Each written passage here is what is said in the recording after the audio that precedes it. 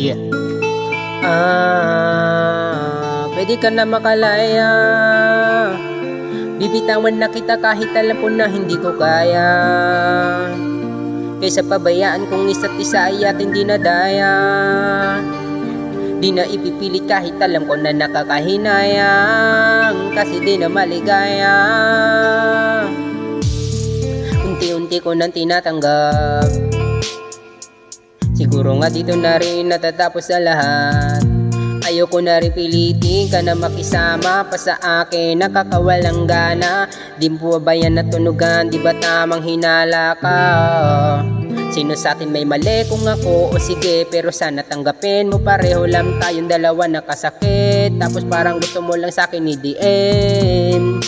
Ito ang epekto nito, nagka-depekto na tayo. Mahirap palang tanggapin, di makukumpleto ang kwentong perpekto kung walang diyen. Pwede ka na makalaya.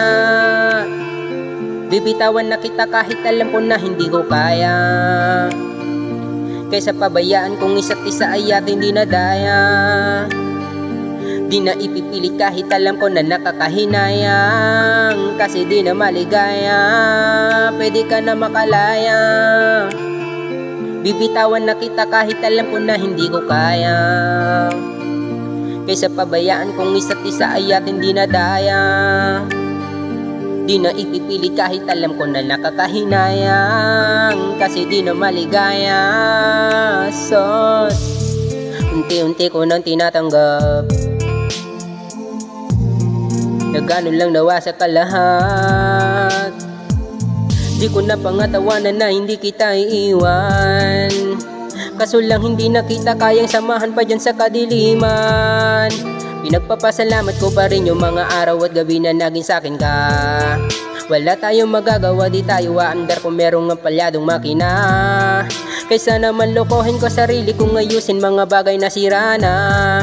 Paano pa tayo gagana, parehas na tayong hindi na maligaya. Huwag mong ngang isisi sa'kin na lahat kung bakit ba sa atin ay nangyari to.